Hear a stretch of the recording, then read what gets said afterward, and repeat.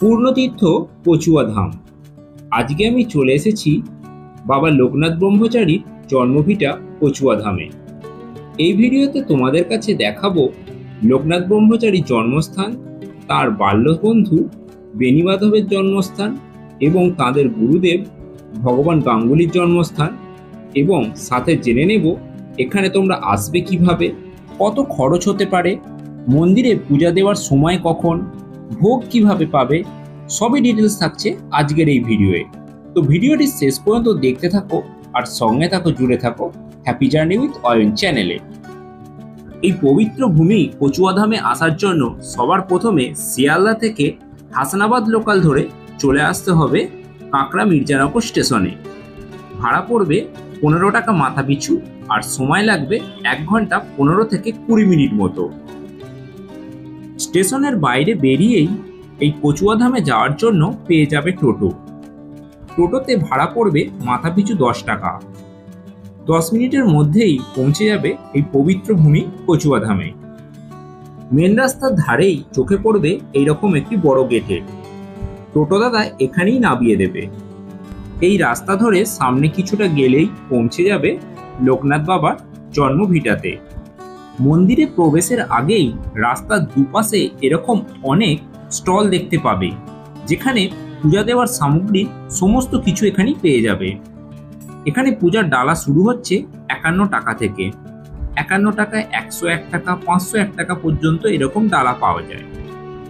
এছাড়া রয়েছে আরও অনেক দোকান, যেখান থেকে লোকনাথ বাবার নানান মূর্তি আপনারা বাড়ির জন্য কিনে নিয়ে যেতে পারবেন। দোকানগুলো পার করেই পৌঁছে যাবে একবারে লোকনাথ বাবার যে মূল মন্দির, সেই মন্দির। এই যে দেখতে পাচ্ছ, এখন আমরা পৌঁছে গেছি পূর্ণতীর্থ কচুয়া ধামে। এটি হচ্ছে বাবার নবনির্মিত মন্দির। এই পবিত্র ধামে সারা বছরই বাবার ভক্তরা এখানে বাবার মাথায় জল ঢালতে এবং বাবার পূজা দিতে আসে। এছাড়া বিশেষ বিশেষ দিনে এখানে আরও অনেক ভক্তের সমাগম হয়ে থাকে। সারা শ্রাবণ মাস জুড়েও এখানে বাবার মাথায় জল ঢালতে আসে। এছাড়া জন্মাষ্টমীর দিনেও এখানে প্রচুর ভক্তের সমাগম হয়। আর এই 19শে জ্যৈষ্ঠ বাবা তিরোধান দিবসেও এখানে অনেক ভক্ত এসেছেন। আমি গেছিলাম এই 19শে জ্যৈষ্ঠ বাবা তিরোধান দিবসে। এটি হলো বাবার স্নান মন্দির। পিছনে দুধ পুকুর থেকে জল এনে এখানেই বাবাকে স্নান করানো হয়, অর্থাৎ ভক্তরা এখানে বাবার মাথায় জল ঢালে। চলো তোমাদের এই স্নান মন্দিরে বাবাকে একটু দর্শন করিয়ে নিই। দেখতে পাচ্ছ এখানে কত ভক্ত বাবার মাথায় জল ঢালছে। এটি হলো মন্দিরের মধ্যে ধূপকাঠি এবং বাতি জ্বালানোর স্থান। মূল মন্দিরের কোথাও যেহেতু বাতি বা ধূপকাঠি জ্বালানো যায় না, তাই এই বিশেষ স্থানেই ভক্তদের জন্য এই সুবিধা করে দেওয়া হয়েছে। ভক্তরা লোকনাথ বাবার মাথায় জল ঢেলে মন্দিরে পূজা দিয়ে এসে এখানেই ধূপবাতি সকলে জ্বালাচ্ছে।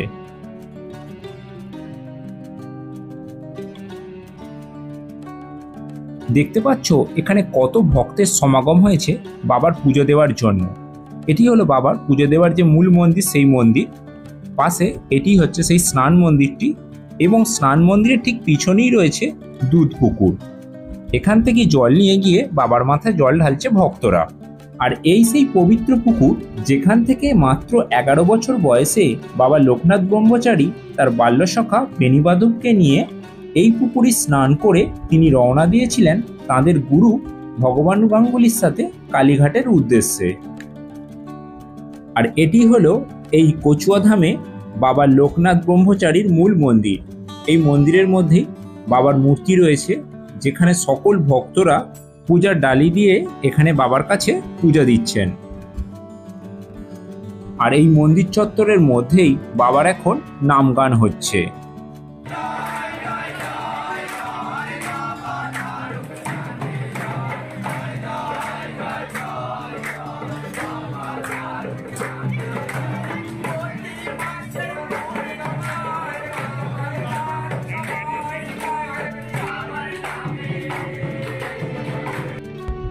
চলো এবার তোমাদের এই মন্দিরের গর্ভগৃহে যে বাবা লোকনাথের যে মূর্তিটি রয়েছে সেটি তোমাদেরকে দর্শন করিয়ে নিই। দেখতে পাচ্ছ এখন বাবা লোকনাথ ব্রহ্মচারীকে এখানেই বাবার পূজা অর্চনা করা হচ্ছে। আর এই মন্দিরে প্রতিদিনই লোকনাথ বাবা দর্শন এবং পূজা দেওয়ার জন্য সময় হচ্ছে সকাল 8টা থেকে দুপুর 12টা পর্যন্ত। সকাল 11:30টাতে এখানে আরতি হয়ে থাকে। আবার বিকেলে মন্দির খোলে বিকেল 3টা থেকে রাত্রি 8টা পর্যন্ত। ভক্তদের পূজা দেওয়ার পর এই পথ দিয়ে তারা বাইরে বেরিয়ে যাচ্ছে এবং মন্দিরের ঠিক এই ডান পাশেতে এখানে লোকনাথ বাবার পূজার এখানে প্রসাদ বিতরণ করা হচ্ছে। তো আমরা এবার এখান থেকে প্রসাদ কিছুটা গ্রহণ করে নেব। এখানে একটা কথা বলে রাখি, এর আগে তোমাদেরকে চাকলাধামে লোকনাথ বাবার যে মন্দির সেটি দেখিয়েছি। সেখানকার মানুষেরা বলে সেখানে নাকি বাবার জন্মস্থান, আর কচুয়াধাম তার মামার বাড়ি। আবার এই কচুয়াধামের এখানের মানুষেরা বলে এটি বাবার জন্মস্থান, চাকদাতে তার মামার বাড়ি। তবে কোনো রকম বিতর্কে না গিয়ে তোমাদের কাছে আমি পরপর দুটি ভিডিওতে দুটি পবিত্র ধামই দেখিয়ে দিলাম। চাকলাধামের ভিডিওটি না দেখে থাকলে তোমরা চ্যানেলে চেক করে দেখে নিতে পারো।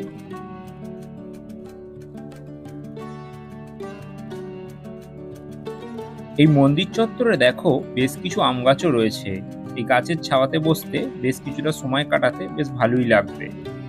এতক্ষণ যে মন্দিরটা দেখলাম এগুলো হচ্ছে নবনির্মিত মন্দির, আর এই যে এই লোকনাথ বাবার হচ্ছে প্রাচীন মন্দির। এখানেই লোকনাথ বাবার পৈতে হয়েছিল। চলো তাহলে এই মন্দিরের ভিতর প্রবেশ করে লোকনাথ বাবাকে দর্শন করে নিই। সাধারণত যে কোনো দিনই যদি এই মন্দিরে আসেন তাহলে এখানে 60 টাকা করে একটা টিকিট কাটতে হয় ভোগ খাওয়ার জন্য। 12টার মধ্যে টিকিটটা কেটে নিতে হয় এবং 12:30 থেকে ভোগ খাওয়ানো শুরু হয়। কিন্তু আজ 19শে জ্যৈষ্ঠ লোকনাথ বাবা তিরোধান দিবস হিসেবে সকল এখানে আগত ভক্তদের বিনামূল্যেই এখানে খিচুড়ি প্রসাদ বিতরণ করা হচ্ছে।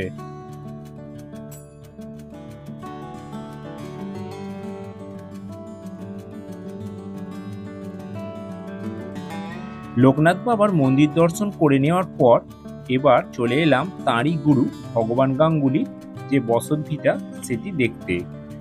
এখানে দেখতেই পাচ্ছ তার যে গুরুদেব তার বাড়ি এখানে এখন ভগ্ন অবস্থায় খুব পড়ে আছে, আর এখানে লেখাই আছে ভগবান গাঙ্গুলির জন্মভিটা।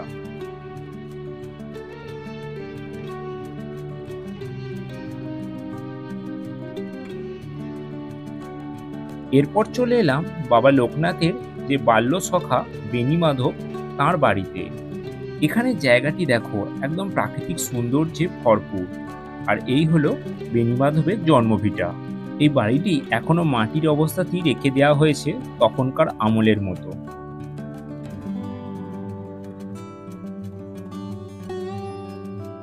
তো বন্ধুরা, আজকের ভিডিওটা তোমাদের কেমন লাগলো অবশ্যই একটা কমেন্ট করে জানিও। ভালো লাগলে অবশ্যই লাইক এবং শেয়ার করে দিও। আর যদি তোমরা চ্যানেলে নতুন হয়ে থাকো তো চ্যানেলটা অবশ্যই সাবস্ক্রাইব করে রেখো। চলো দেখা হবে নতুন কোনো ভিডিওয়ে নতুন কোনো জায়গায়।